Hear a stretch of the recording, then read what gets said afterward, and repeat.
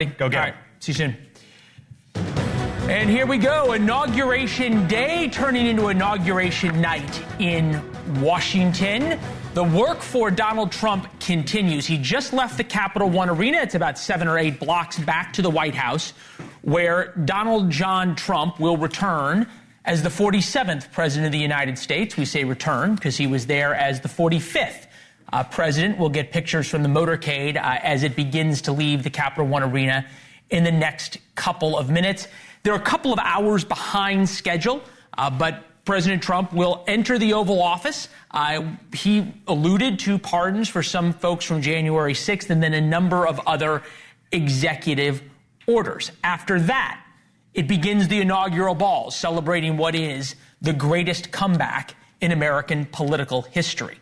There is no question that the difference in Washington from 4 years ago to now is stunning. He'll go to the Liberty Ball.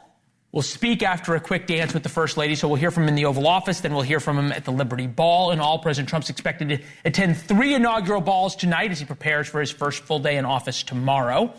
He wasted no time on his promise to fundamentally change America. Now, he has already signed a number of executive orders.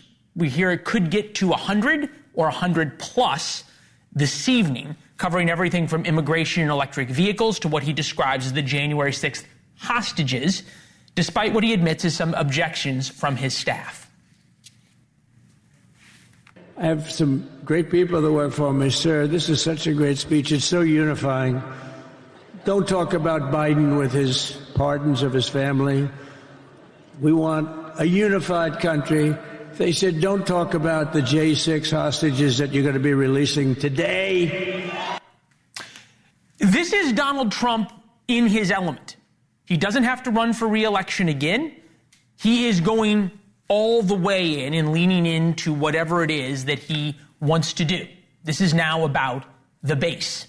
In his first day back as leader of the free world, first few hours, the president came out swinging. He set the bar very high for what he was going to do, and he held no punches during his inauguration address with Joe Biden sitting just feet from him. My recent election is a mandate to completely and totally reverse a horrible betrayal and all of these many betrayals that have taken place, and to give the people back their faith, their wealth, their democracy, and indeed their freedom. From this moment on, America's decline is over. Experienced observers will point out that is a direct shot at Joe Biden. It's also, for us to point out, and to be fair, a promise to destroy the Washington establishment. And that's our Why It Matters segment tonight. Put the day's events in context for you. Trump wants nothing more than to redefine the status quo of Washington. So far, he has spoken 3 times today, and the common theme is a complete and total takedown of the Biden administration and of the blob, if you will, that exists in Washington to feed the blob and the bureaucracy. He says he will take it apart piece by piece. It is time for us to once again act with courage, vigor, and the vitality of history's greatest civilization. So as we liberate our nation, we will lead it to new heights of victory and success. The one thing about Donald Trump, especially right now, is that there's no filter. He says exactly what is on his mind. Makes him very unusual for a politician. His love of country is certainly on display today, and he promised to return America to common sense. He promised a golden age of America. Bill O'Reilly has the scoop on what President Trump would have liked to say. He joins us in a moment. We start with NewsNation's Kelly Meyer live at the White House North Lawn, where President Trump will arrive in just a minute. Hi, Kelly. Hey there, Leland. Yeah, he's set to arrive here really any moment now. It's a little later than we were expecting him to arrive back to the White House again for the first time since 2021. So 4 years ago, walking in president again. And I can tell you it is very busy here at the White House. We've been here over the last several weeks and over the holidays where it was really quiet here. Nothing like what it is tonight. The press already knocking down the doors, trying to get to talk to the staff. The frame's still there, not even filled yet with pictures of President Trump, but a lot of people getting their boxes unpacked. The moving truck behind me is now gone, so they have moved themselves in, and now we are expecting for President Trump to come back here and sign even more executive orders from inside the Oval Office, a newly refurbished Oval Office with all of his fixings, a new rug, as well as that Diet Coke button making a return. So we know he's going to sign some more orders in there. He mentioned and alluded to that during his speech, talking about the January 6th, his supporters, or how he calls them, January 6th hostages, the prisoners from January 6th he's referring to. So he will sign some more orders. We'll be paying attention to that as we watch for him to return here to the White House, Leland. All right, Kelly, real quick for us. There's a lot of reporters, yourself included, who spend a lot more time at the White House than the staff who's just arriving.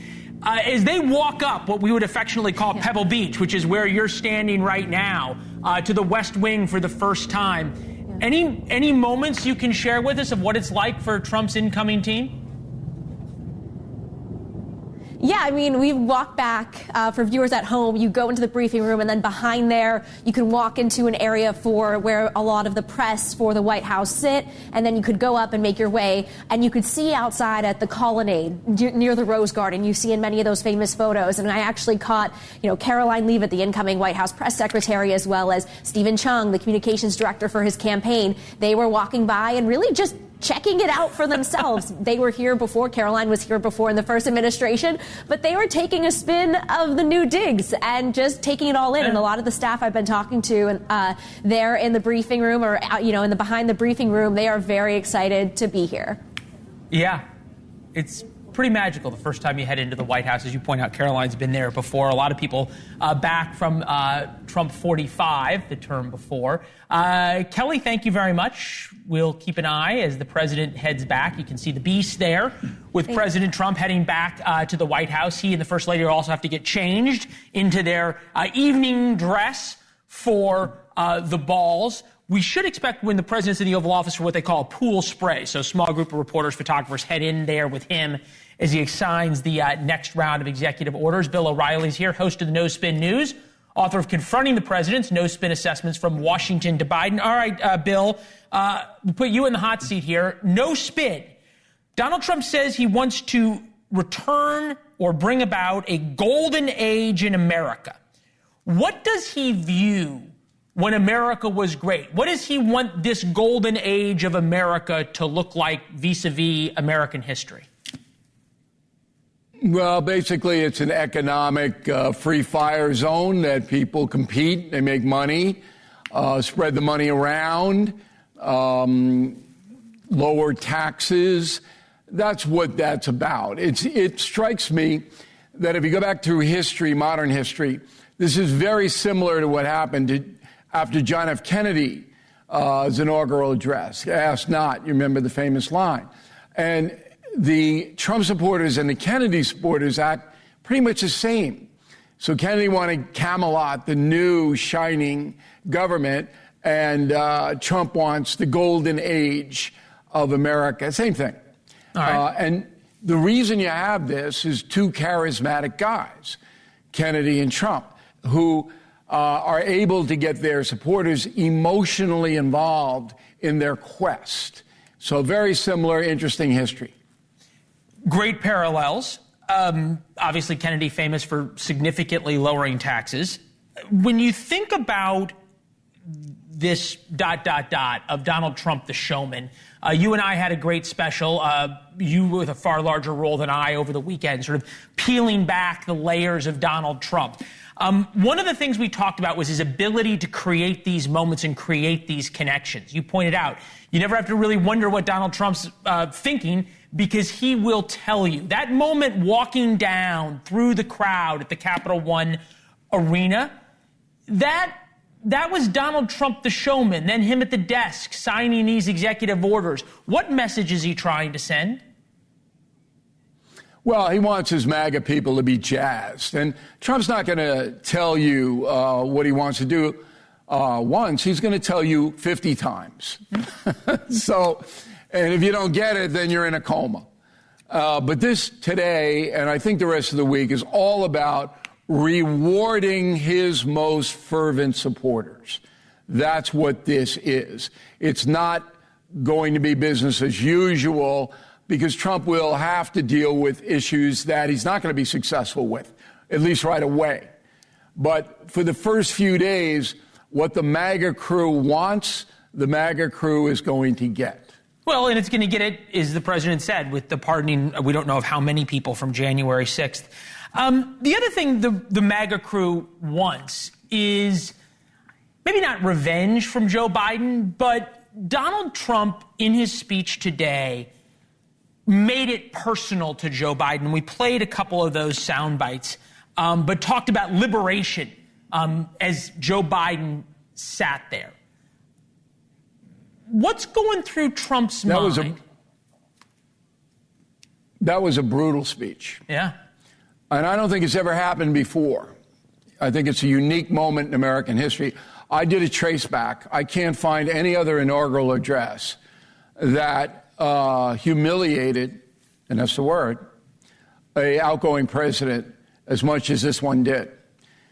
And the genesis of this speech, which was rewritten about 10 times, at first it was an hour, and then they whittled it down to 30 minutes. And Trump told the truth when he said Melania and Vance said, look, you got to take a lot of this stuff out. It's just too much.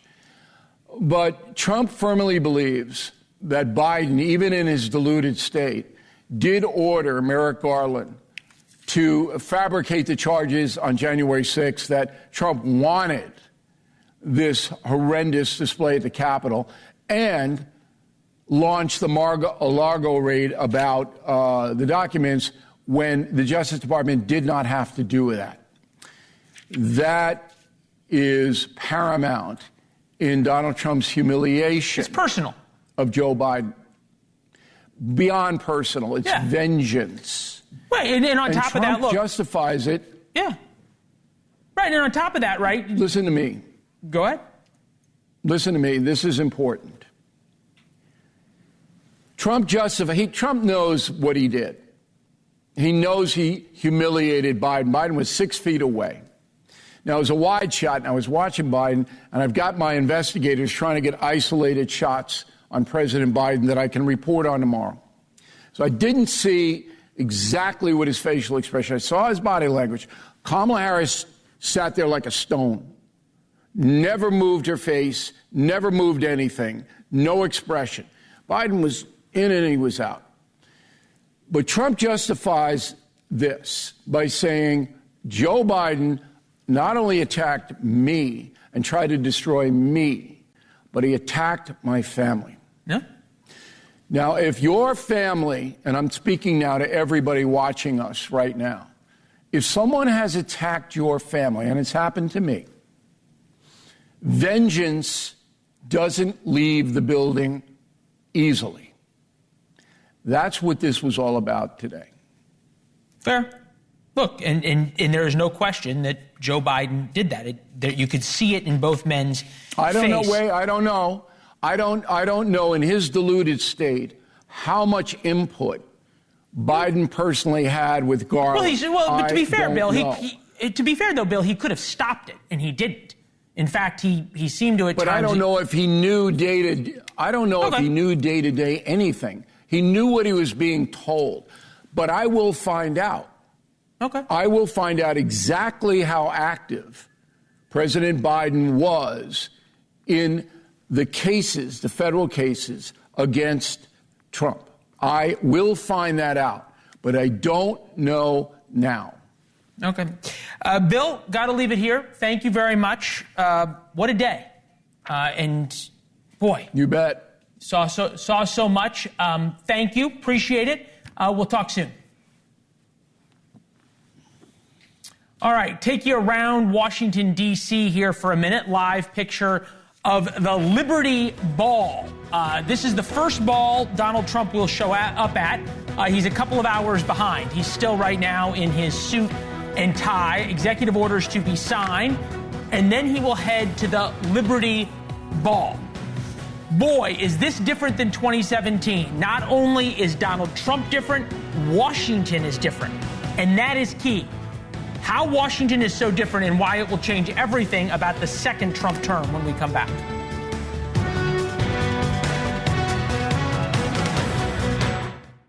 All right, live pictures of the Liberty Ball, where President Trump is expected to enter and deliver remarks a little later this evening. The celebrations will come after the executive actions that President Trump is going to sign here at the White House in a few minutes. Marco Rubio just confirmed as the president's first cabinet pick. Marco Rubio now officially the Secretary of State of the United States. Connell McShane in the black tie, ready to party the night away. Connell, you and I did this in 2017 as well. What is the difference, right? Explain to us how different Washington is and how it's looking at Donald Trump and the feeling in this ball then versus now. Well, you know, I was thinking about it earlier, Leland. We talked about it as part of our coverage of the afternoon, that there is, you're right, a different feeling. You could use a lot of different terms. I think maybe one is acceptance, less resistance, depending on your point of view, whatever it is. But there's no denying that it's different. I remember being in this city in 2017, and I was assigned to cover one of the inaugural balls. Here I'm at the Commander-in-Chief Ball, where the theme is our nation's military. So many military members are already here in full dress uniforms, waiting for the President, the First Lady to come out. But going back to 4 years ago, my assignment was to cover one of the balls at night. And I remember when I got there, I was told, well, we don't want you to go inside because there's supposed to be so many protests. We want you to stay outside and cover the protests, because that became a big story that night and certainly the next morning with the large women's protest. Now, you know, maybe we'll see a little bit of that. I know earlier in the week we saw a little bit of that, but much less of it. People are in different moods. Again, not to say that suddenly the whole country or half of it has turned around and now they love Donald Trump.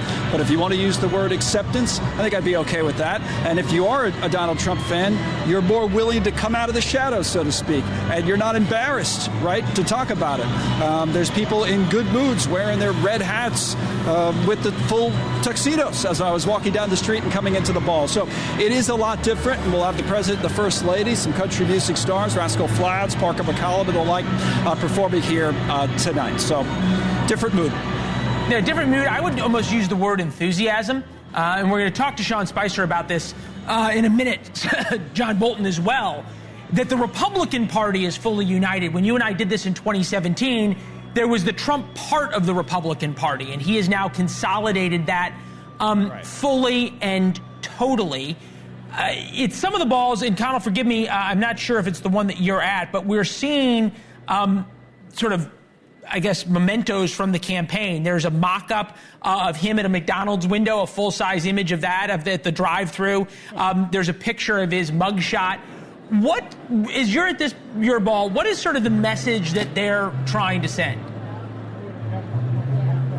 Well, I think this is more formal, Leland, in many ways. I mean, again, this is the Commander-in-Chief Ball, so you're really honoring the service of the military in the United States. So you have a lot, in fact, I would say the majority of people that are here are dressed not in tuxedos, but in full dress uniforms, whichever branch that they serve in the military. So I think the other balls, like the Liberty Ball, for example, which is in the same facility at the Washington Convention Center, they have the new Trump favorites, the Village People, performing, like Nelly's performing over there. Here you got country music, you have members of the military. So a different theme in each ball, whereas the Starlight Ball, which is the third official inaugural ball, there's only 3 that are official, but I think there's a ton of unofficial balls around this town tonight.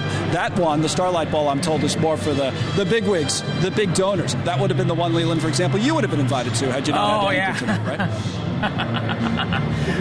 There you go, Connell. Thank you very much. I will be here all evening through the speeches at the Starlight Ball, among others. Connell McShane for us, Commander-in-Chief Ball. Sean Spicer, host of the Sean Spicer Show, NewsNation contributor. Ready to go out to a ball yourself? I think I get the guest award of the night. The city is still shut down, and anyone who questioned why that should have been held inside, I will tell you what it took to get 6 blocks here. Gladly let us feel your hand. Yeah. Well, I was gonna say the one thing that has not changed from 2017 is how difficult it is to get around Inauguration. It's a nightmare. We're glad you made it. Thank you. Okay. So much has changed in Washington, 2017 versus 2025. One thing I talked to Connell about is we're going to watch President Trump now sign all these executive orders. You were there in the White House when he signed them in 2017. Number one, they've been planning this for 2 years. Stephen Miller's been writing these. They know exactly what they want. In some cases, longer than that. Okay. Yeah. But number two, and we saw this on display today at the Capitol, the entire Republican Party is completely united behind Donald Trump. 100%. Lockstep. You'll see that at the balls. We saw that. How does that change the next 100 days? I mean, completely. I mean, he walks in with a roadmap of what he wants to do. He understands the process and how to do it, and he's got the people to implement it. Not just the folks up on Capitol Hill, but the staff. I mean, we had 5 or 6, I think, executive orders that we did on day one. I think Biden had 20. This is 200. They know exactly what they want to do on day 1, day 2, day 3. I mean, this is going to be a flurry of activity, and I think an unbelievably historic week for the country. And the first 100 days, again, having that unity, I remember we faced tremendous headwinds trying to get a plan together on repealing Obamacare, and ultimately it wasn't successful. Pivoted to tax reform at the end, which was a success. But you know, there wasn't the unity there. There wasn't the planning that they have now. We're going to see this throughout the night. We saw it today as well. But business, tech, media, entertainment that had been united against, I would say, you guys. Yes, massive resistance. It was. The massive resistance was there. That's now really broken, right? No, it's not broken. It's flipped. I mean, the idea to watch those tech executives stand right behind him as he was being inaugurated. Mark Zuckerberg is probably going to a ball tonight. Oh, I'm going to. He hosted an event. Yeah, he's hosting an event tonight. You're invited, though, right? Oh, look at that! Look at that smile. Busted. But I will say this: look, there's a big difference. I don't believe any of these guys. I think they are transactional business guys. This is not what they believe, but they're on board. I'll take it. But at the end of the day, this is so different. I was looking at videos from 8 years ago. We were taking the van from the Capitol behind you down to the White House with people chasing the van, yelling profanities at us. I walked over here this morning. It's freezing cold, but people are excited about Donald Trump. There's MAGA paraphernalia and swag for sale on the street corners. People openly celebrating Donald Trump and wearing it. This is a completely different inauguration. Look, I remember going to a couple of the inaugural balls in 2017, dodging protesters and people throwing stuff at us. I know. If you were dressed in a tuxedo, I walked 8 blocks last night, Leland, and people were just chanting, "Let's go, Donald Trump." I mean, I was going. Okay, so the country's different, and Washington's very different, obviously, and Donald Trump's very different. Different man, more experienced. I just want to peel back the curtain for us a little bit because we're watching some of the staff come in at some of the balls. Kelly Meyer was talking about the staff walking into the White House for the first time. Yeah. You're smiling. It brings back images. I remember walking in my first day, getting handed a badge, a phone, and you go into an empty office, and it's sort of like, here you go. But also, we didn't have the number of people. I've had these conversations with the press team. We were told, hey, you get 3 or 4 people day one, you get another 2 the next day. I think they're walking in day one ready to go in a way that we weren't. What do you attribute that to? Commander-in-Chief's ball right there. What do you attribute that to? Being able to get out and to plan. I mean, it's like playing the same team over again in a sport where you know what you're about to face. You can plan accordingly, but they have the ability this time. I mean, like I said, Caroline Levitt has the ability to call somebody like me and say, what would you have had day one that would have made it better? What were the challenges that you faced? What were the things that you could have done better? And had that open dialogue. Now, Josh Earnest was very kind to me in the transition, but there's only so much they can tell you. And frankly, Josh wasn't there day one, right? Robert Gibbs was. And so there's only so much that you can do from the opposite party. But Donald Trump's coming back in. He doesn't need to get a map of the residents and figure out where to go. He knows exactly every nook and cranny. Caroline worked under Kayleigh. She knows the press office. She knows the logistics. Totally different thing. All right, we don't want to keep you from the very important people. Thank you.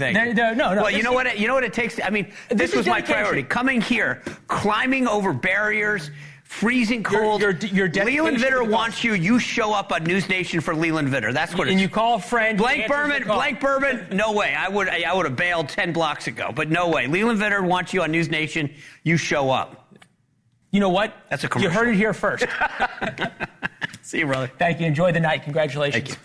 First wrote about this in War Notes. That's our daily newsletter. Comes out just after 4 p.m. every day. You'll get insight and analysis on the top stories of the day, our thoughts. You can also respond to the email. We read them all. Warnotes.com. Also see you on social media, at Leland Vittert. President Trump laid out his vision of the Trump Doctrine, declaring cartels foreign terrorist organizations.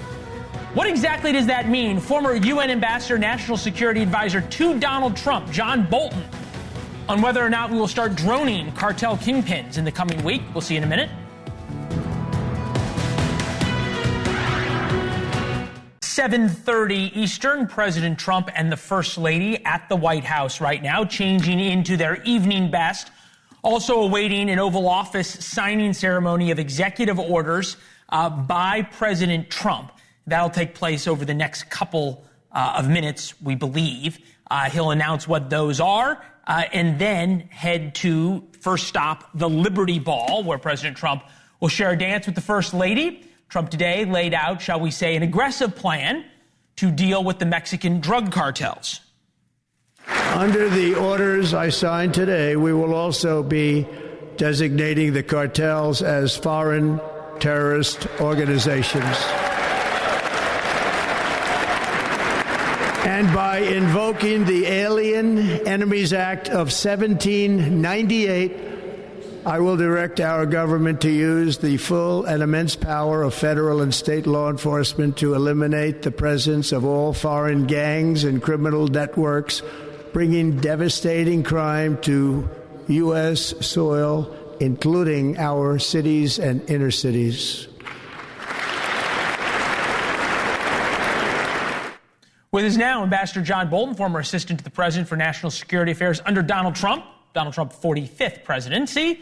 Now we're on to the 47th. Ambassador, good to see you. As always, what exactly does designate as foreign terrorist organization mean? Well, it would give the president the authority to take steps against the cartels that are normally only available to use against foreign terrorist organizations, sanctions authority, ability to freeze assets and that sort of thing.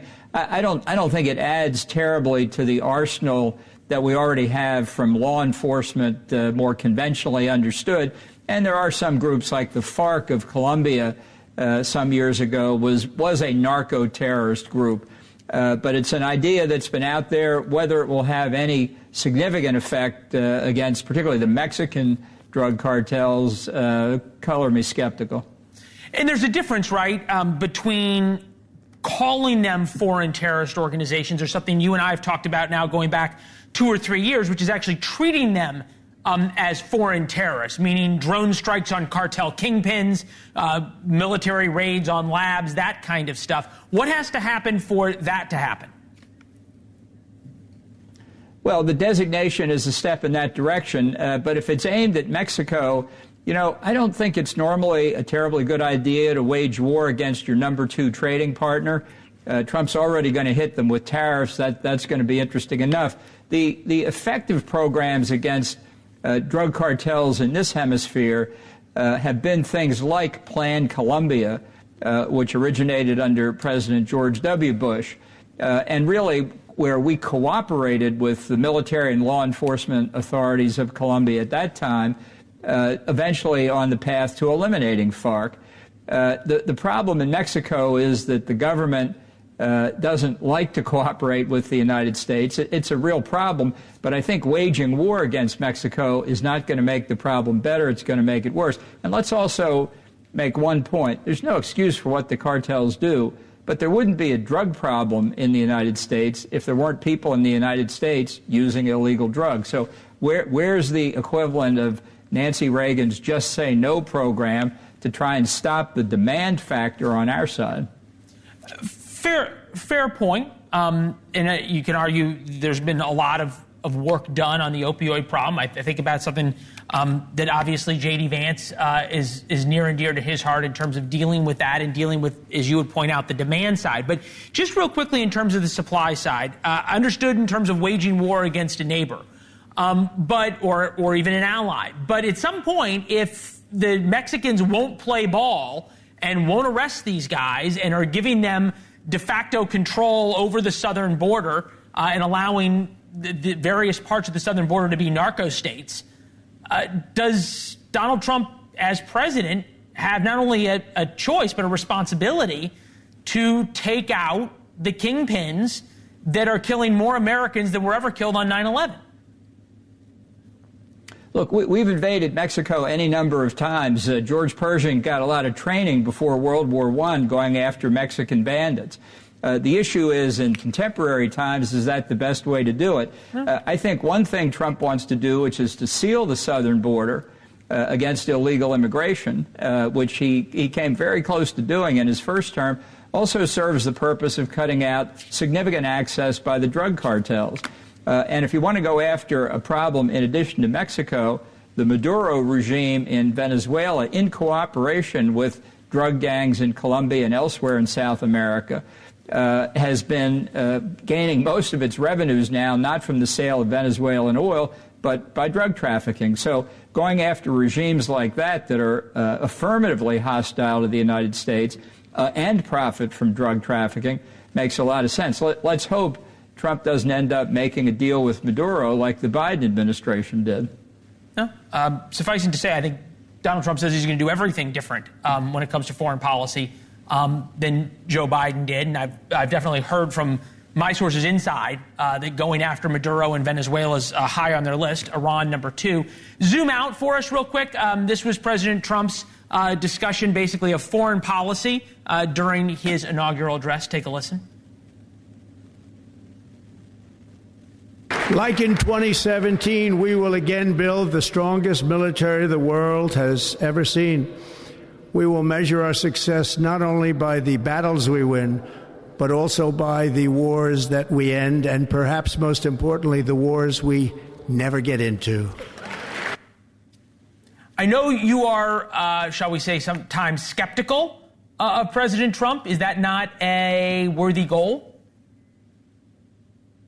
Look, I think a substantial increase in the defense budget across the board, I mean, hundreds of billions of dollars of additional spending added as soon as we can get it, helps restore deterrence in many areas, and a strong American deterrent from the nuclear level on down does help prevent wars.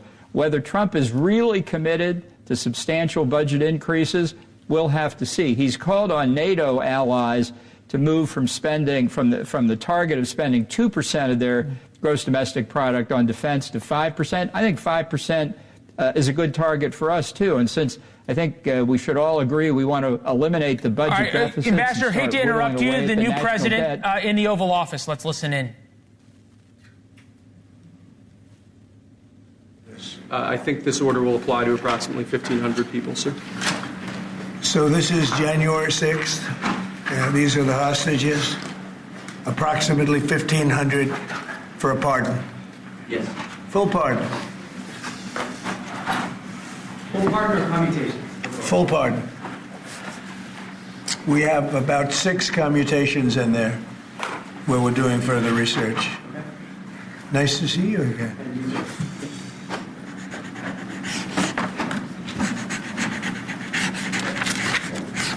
So this is a big one. Anything you want to explain about this? We hope they get them. We hope they come out tonight, frankly. They're expecting it. Approximately 1,500 people. Six commutations. Were there any cases you did not commute or pardon of people? We're looking at different things, but the commutations would be the ones that we'll take a look and maybe it'll stay that way, or it'll go to full pardon. And the order does require the Bureau of Prisons to act immediately on receipt of the pardons and commutation orders. Sir, this is Why don't we get that down so they can get them going right now? Yes, sir. Is that okay? Yep, absolutely. Yeah. This is a proclamation guaranteeing the state's protection against invasion based on the current crisis at the southern border. It invokes various executive powers relating to the ongoing invasion at the southern border.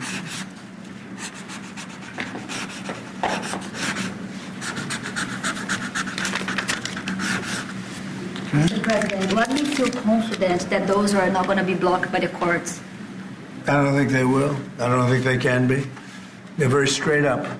Why don't you take that and go over here? Could you get him over here, not on the side angle? Do you mind? Just go right over here with your friends. Okay? Sir, this is an executive order realigning the United States refugee admission program to better align with American principles and American interests.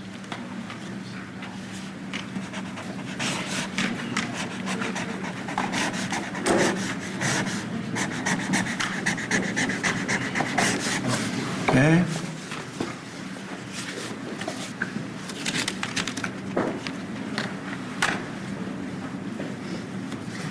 Thank you, sir. This next executive order is about protecting America from foreign terrorists and other national security and public safety threats.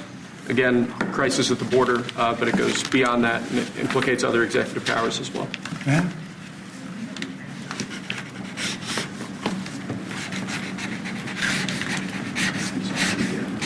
President Trump, if cartels are now going to be seen as foreign terror organizations, would you think about ordering U.S. Special Forces into Mexico to take them out? Could happen. Stranger things have happened. Mr. President, And that was make actually sure that Maduro will accept Venezuelans? Say it. How will you make sure that Maduro will accept Venezuelans? Well, we're going to see on Venezuela. We're looking at Venezuela very strongly. It's a country I know very well for a lot of reasons, and it's, boy, it was a great country 20 years ago, and now it's a mess, right? Sir, can we expect ICE raids starting tomorrow in major cities? What does that mean? Can we expect ICE raids in major cities tomorrow? I don't want to say when, but it's going to happen. Has to happen, or we're not going to have a country left. This is actually an executive order designating the cartels and other organizations to be foreign terrorist organizations. That's a big one. Yes, sir. People have wanted to do this for years.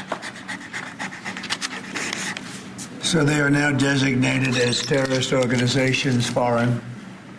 And Mexico probably doesn't want that. But we have to do what's right. They're killing our people. They're killing 250, 300,000 American people a year. Not 100, like has been reported for 15 years. It's probably 300,000. This is an executive. President, Mexico doesn't want that. How are you going to deal with this? I don't know. You'll have to ask them. Sir, this is an executive order entitled Protecting the American People Against Invasion, which again deals with the southern border and the unprecedented admission of illegal aliens across the southern border.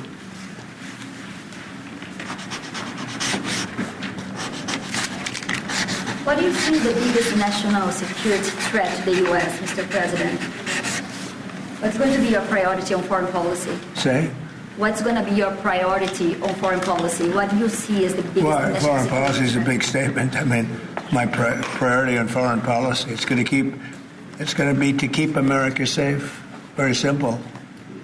It's a big question, though. That's a very big question. Who is going to be the first foreign leader that you plan to meet, or who are you going to call tomorrow on your first day? I've already been meeting people. I've been meeting them. I've been talking to them.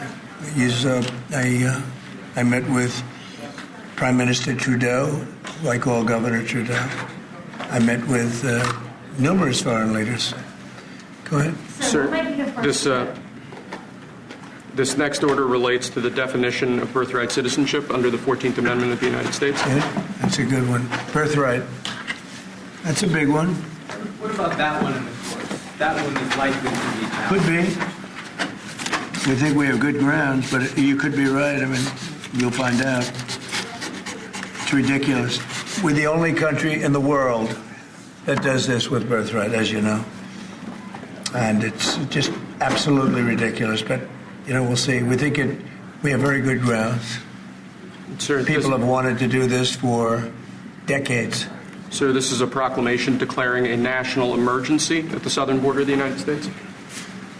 That's a big one. A lot of big ones, huh? You know what that means, right? President Trump, did President Biden leave you a letter? He may have. Wait. Don't they leave it in the desk? I don't know. Oh. What's in there? Thank you, Peter. It could have been years before we found it. Wow. Thank you. What do you say on the outside?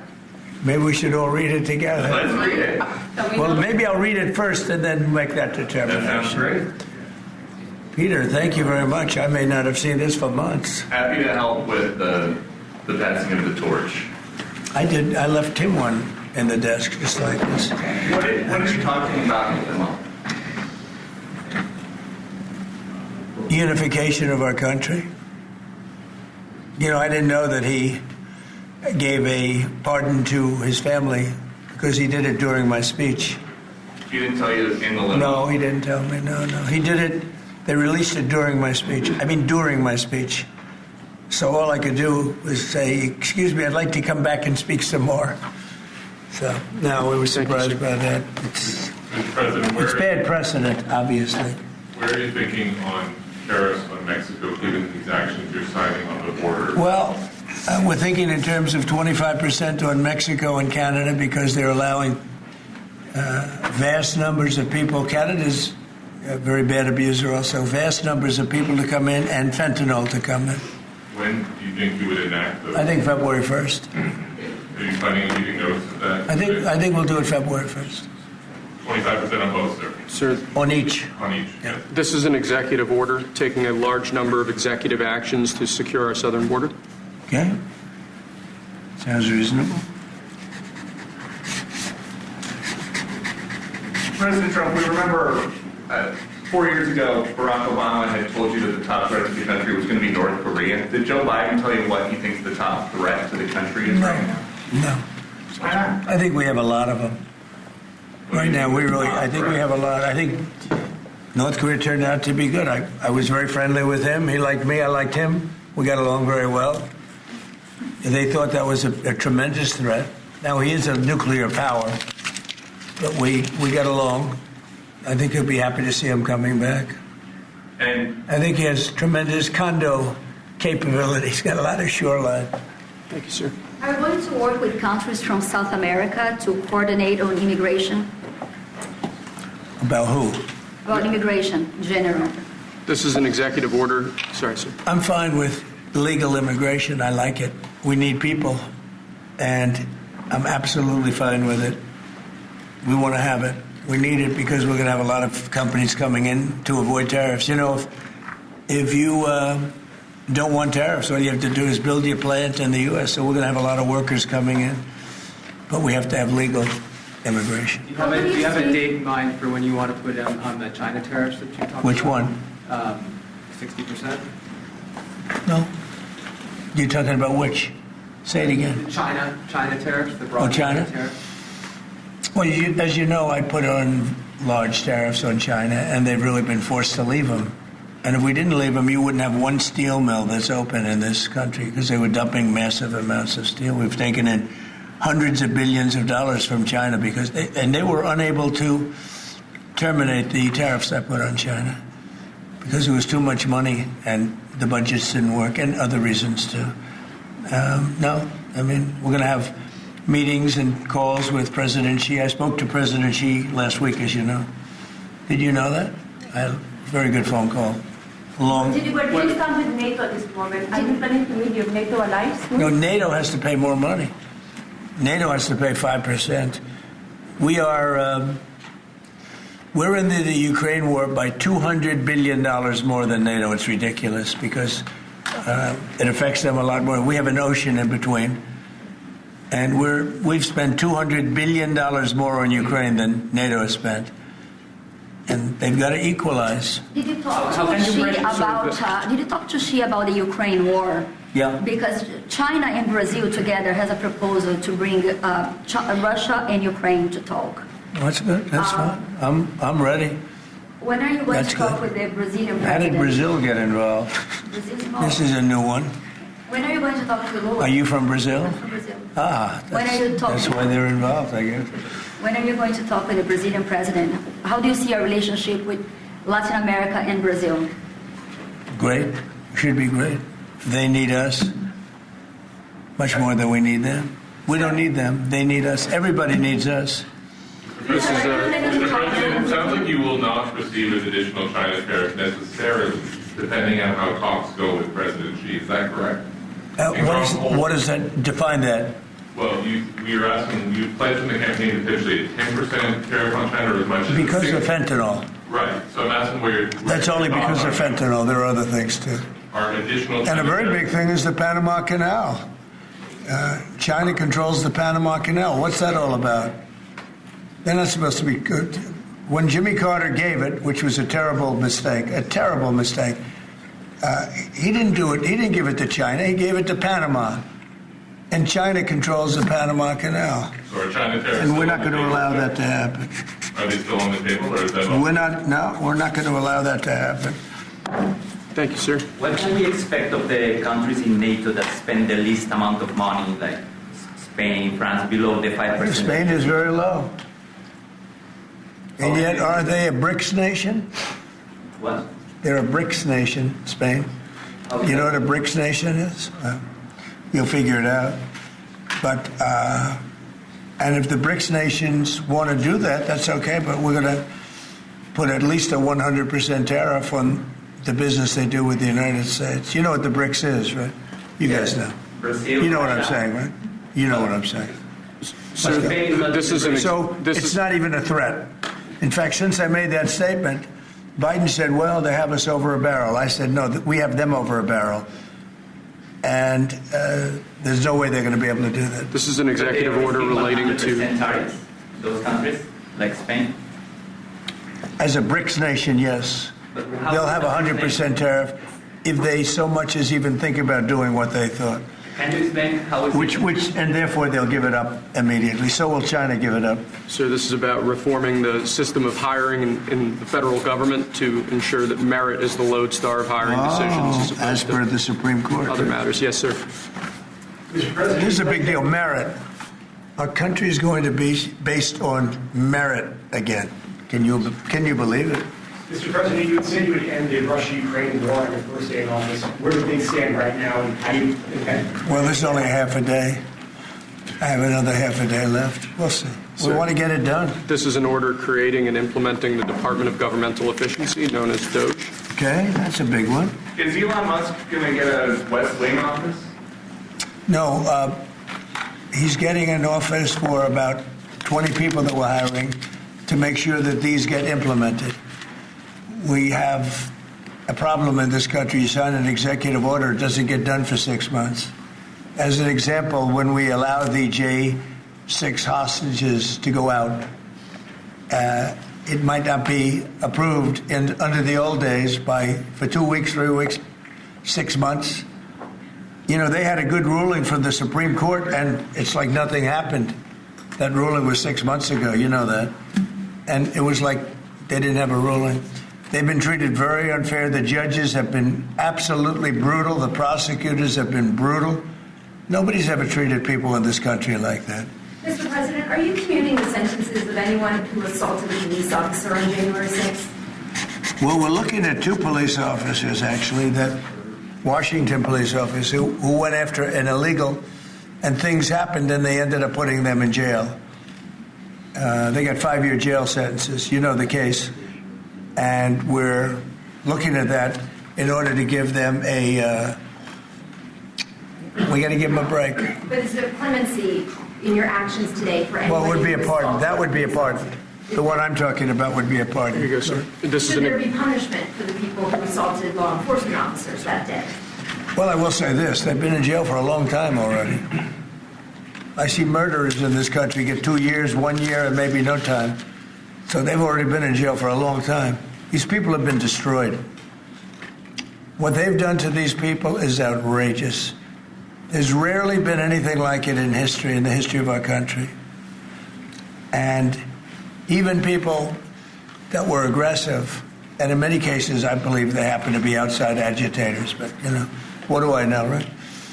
But I think they were outside agitators. There were outside agitators involved. And obviously the FBI was involved because Ray admitted the FBI was involved. Didn't he say 23 people indirectly or directly were involved? And it was in 26. That's a lot of people. Now we got to take care of these people have been treated so badly. It's never happened before. What happened in Seattle where they took over a big portion of the city? What happened in Portland where they burn down the city every day and people die? Nothing happened to anybody. But they go after these people violently. I mean, they're still going after brand new people. They found somebody else with a picture. There's never been anything like this. And it's almost 100%. Think of this.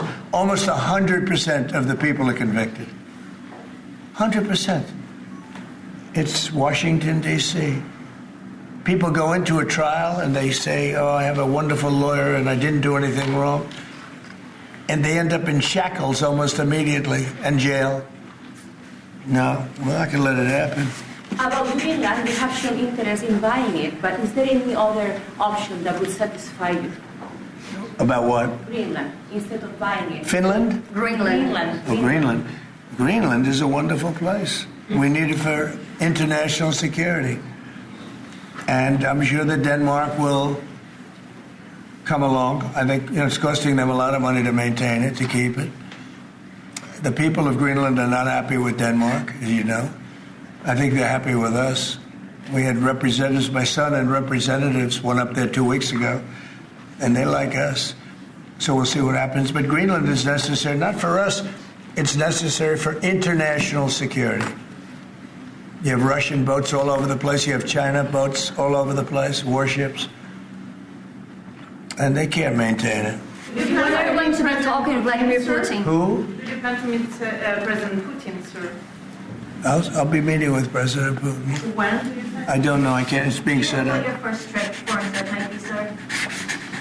So the first foreign trip typically has been with UK, but